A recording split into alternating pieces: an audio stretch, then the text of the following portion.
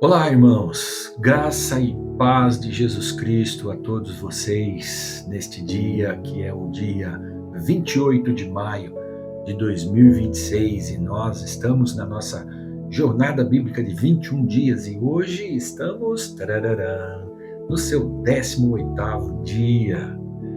Que maravilha, como estou feliz de estar fazendo este trabalho, esta jornada que Deus colocou no meu coração. Eu faço isso com muita alegria. Eu sei que estou disponibilizando através das redes sociais um compartilhar da palavra de Deus, que eu tenho certeza, não sou um mestre, um teólogo, não sou o mais sábio que existe na face da terra, mas estou compartilhando do meu coração, buscando, pesquisando, estudando, me consagrando, orando, pedindo a Deus que Deus possa direcionar esse conteúdo na vida daqueles que me ouvem e que possa, pelo Espírito Santo, fazer alcançar a sua necessidade e lhe ajudar na graça do conhecimento de Cristo Jesus. E eu espero que esteja conseguindo fazer isso com você. E hoje, então, 18º dia dessa jornada maravilhosa, que para mim tem sido muito boa, e eu espero que tenha alcançado vocês, né? Nós estamos aqui hoje no capítulo 2 da carta de Paulo aos Colossenses. Nosso tema será Cristo, a fonte do pleno conhecimento dos mistérios de Deus. Tremendo esse capítulo. Fica aí, presta atenção, porque hoje nós vamos falar sobre algo extremamente atual, que é espiritualidades falsas. Paulo alerta aos Colossenses e fica também esse alerta para nós, né? Porque essa carta ela é muito contemporânea. Ela realmente tem uma mensagem que nos alcança, né? E Paulo, então, alerta aos Colossenses sobre filosofias vazias, religiosidade tóxica e práticas que parecem profundas, mas que, na verdade, só afastam Cristo de nós. E o capítulo 2 de Colossenses é uma continuação direta do capítulo 1, né, do que Paulo começou no primeiro capítulo. Mas agora Paulo está num tom mais pastoral, apologético, e mais confrontador também. Se no capítulo 1 Paulo exaltou quem Cristo é, aqui no capítulo 2 de Colossenses ele mostra por que isso importa na prática e quais são os perigos de abandonar esta centralidade.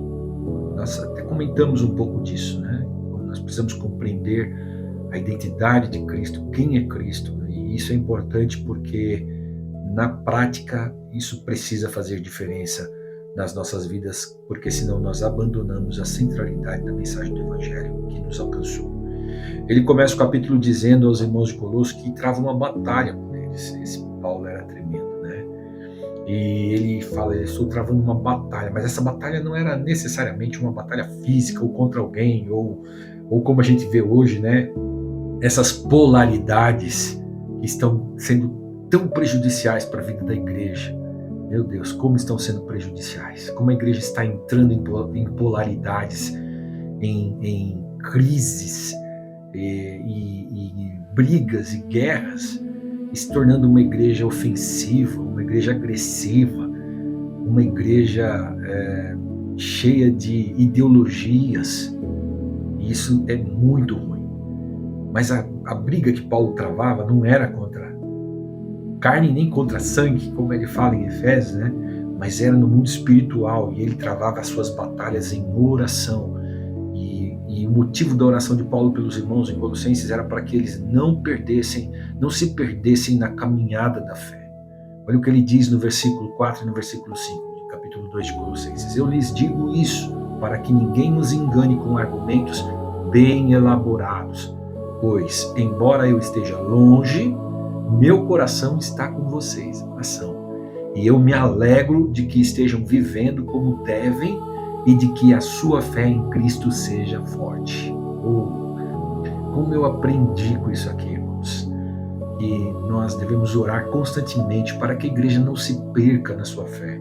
Nossa batalha precisa ser para que a igreja se mantenha firme, né, na palavra de Deus. A palavra de Deus continue sendo voz altissonante na vida da igreja, dando direcionamento pelo Espírito Santo.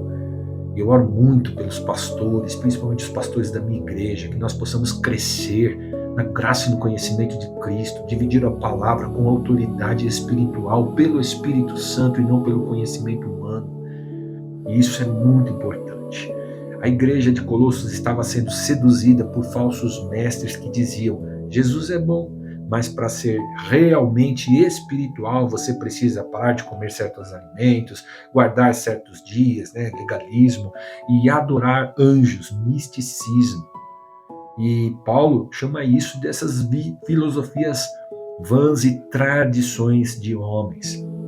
Mas Paulo vai enfatizar no capítulo 2, na carta aos Colossenses, ele vai enfatizar a suficiência absoluta de Cristo contra qualquer tentativa humana de acrescentar algo à salvação e à vida espiritual. Paulo escreve para combater essas influências negativas que estavam entrando na vida da igreja e tentando tumultuar a vida da igreja, e tentando misturar o evangelho, isso é sincretismo, e tentando misturar o evangelho com filosofias humanas, misticismo, legalismo judaico, ascetismo, culto aos anjos, práticas exteriores que não transformam o interior e não garantem nenhuma mudança realmente no caráter do homem.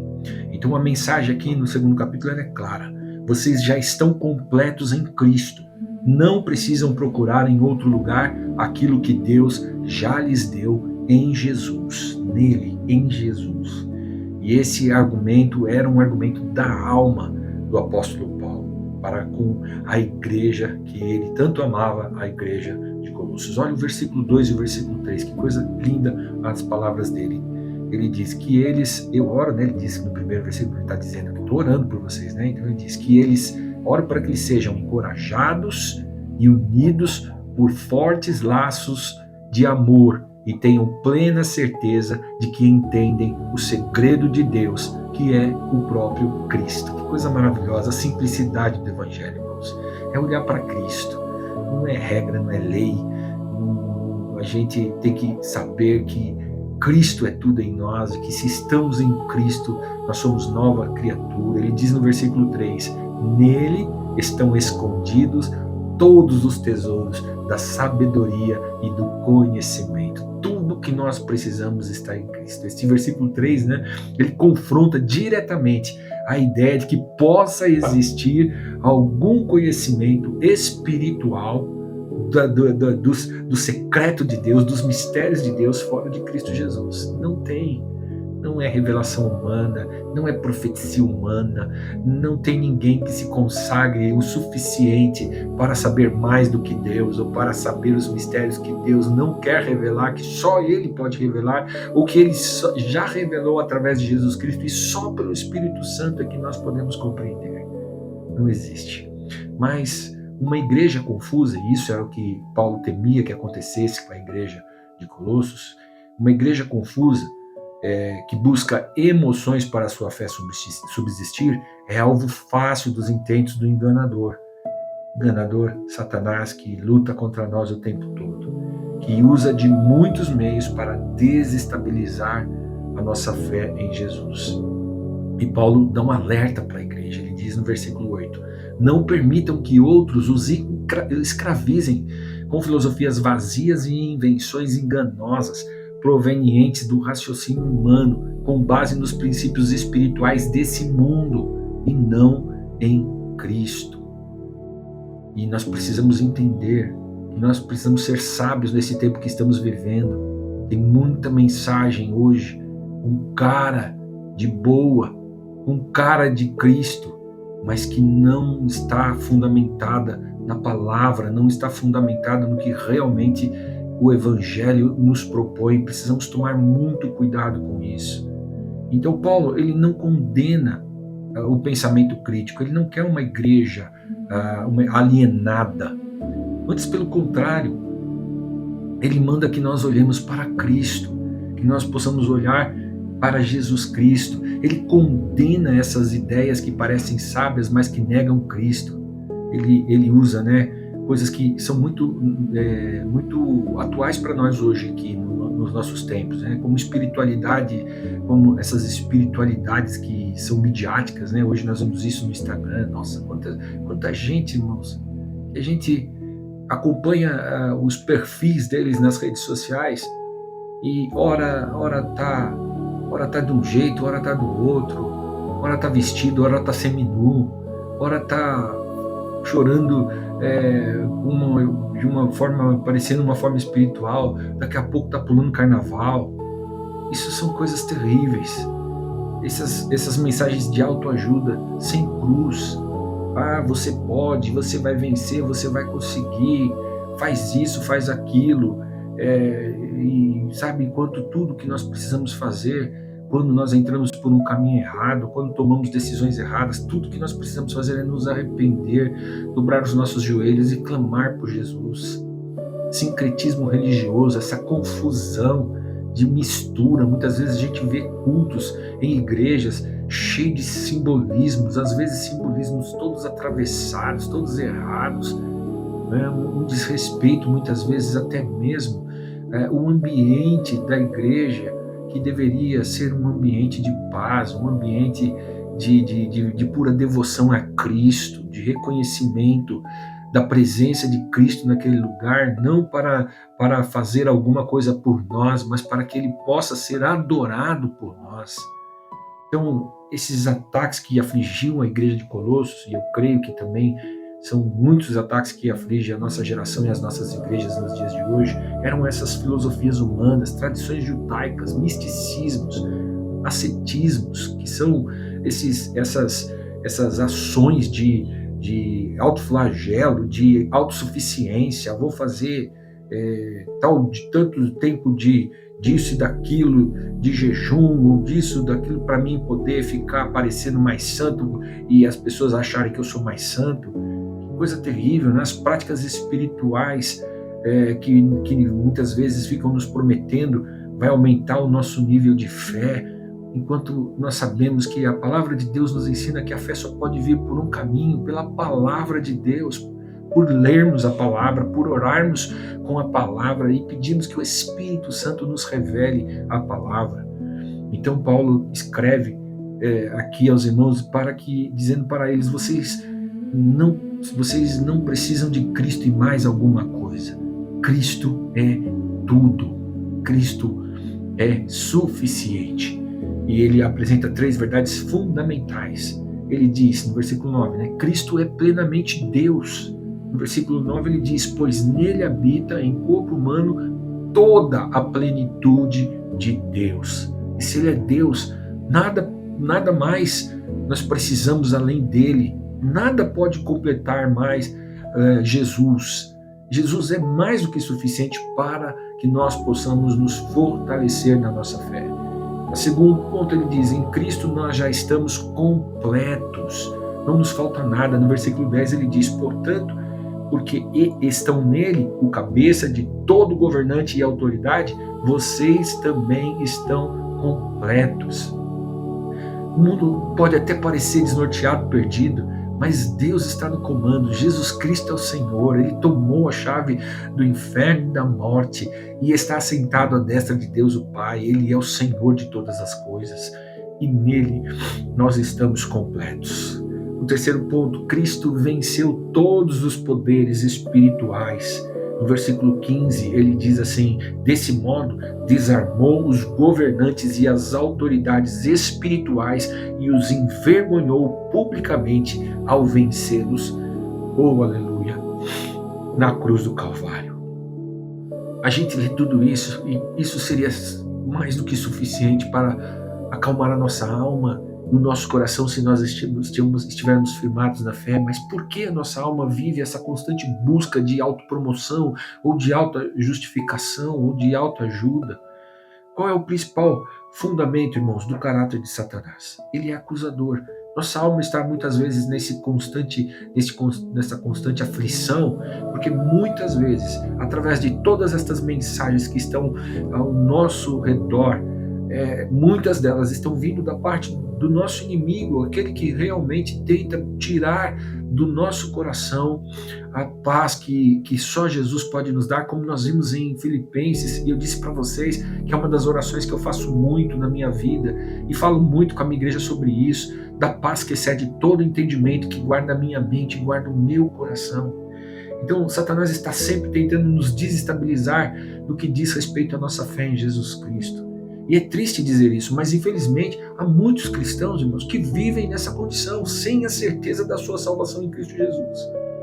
De tempos em tempos, sua mente se desnorteia, sua alma se perde, ela se aflige, e algumas até acabam saindo da comunhão da igreja, indo buscar satisfação em prazeres no mundo, prazeres carnais, e se perdem na caminhada. E essa dúvida da falta da certeza da salvação em Jesus Cristo, ela é fatal, porque ela nos leva a uma busca frenética de Jesus em coisas, lugares, rituais, em misticismos, para que de alguma forma haja alguma coisa sólida e palpável para nós nos agarrarmos. Parece que nós só podemos realmente entender Jesus Cristo se ele for um ídolo feito de barro, de pau, como se ele precisasse disso. Ele é espírito e ele importa que aqueles que o adorem em espírito e em verdade. A cruz cancelou a nossa dívida. Nós precisamos ter esta consciência. Ele vai dizer que essas imagens judaicas, legais e militares, essa circuncisão espiritual, cancelamento, nada disso pode cancelar a nossa dívida. Só Jesus pode cancelar a nossa dívida. E nós temos a cruz como esse ápice, como esse lugar espiritual no qual realmente Jesus venceu a morte, nos perdoou, nos libertou e triunfou sobre todo o mal. Colossenses 2,11 diz: em Cristo vocês foram circuncidados, mas não por uma operação física, e sim espiritual, na qual foi removido o domínio de sua natureza humana.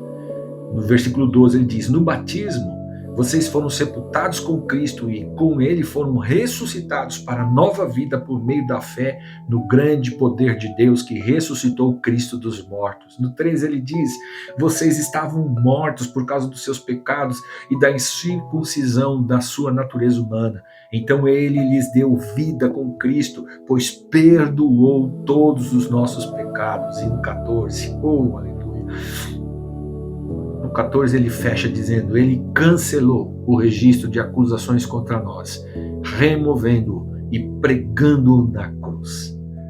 Isso aqui é interessante porque essa imagem de pregar na cruz, isso remete a como era o sacrifício romano, né? A cruz como era feito. Os crimes de todos aqueles que estavam na cruz eram escritos e eles eram cravados na cruz para que as pessoas pudessem ver ali quais eram os crimes deles, né?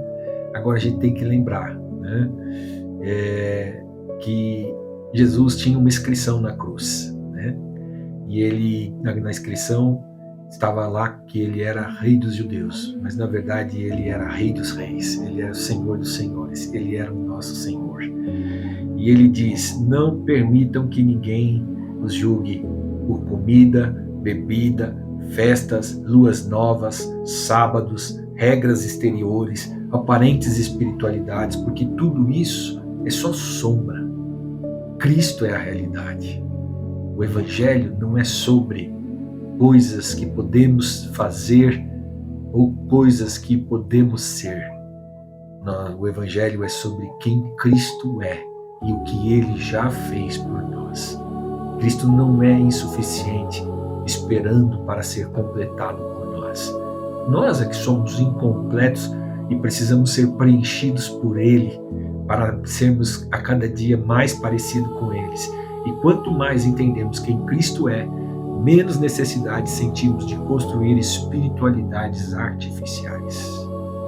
Porque quem encontrou Cristo, encontrou tudo que precisa. Lembro-me de um hino antigo que cantávamos, que dizendo: quem tem Jesus tem tudo. Quem não tem nada, mas quem tem Jesus Cristo, no céu já tem morada. Oh, aleluia. Vamos orar? Te damos graças, porque Tu és o nosso tudo.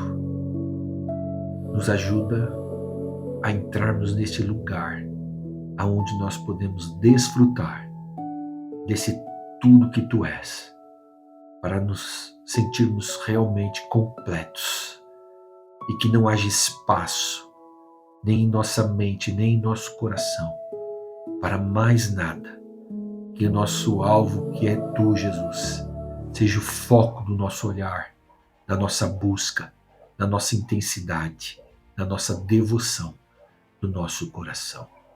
Nos ajuda para que nós não nos desviemos e não percamos, Senhor, a sintonia com a Tua voz, pela Tua palavra, pelo Teu Espírito.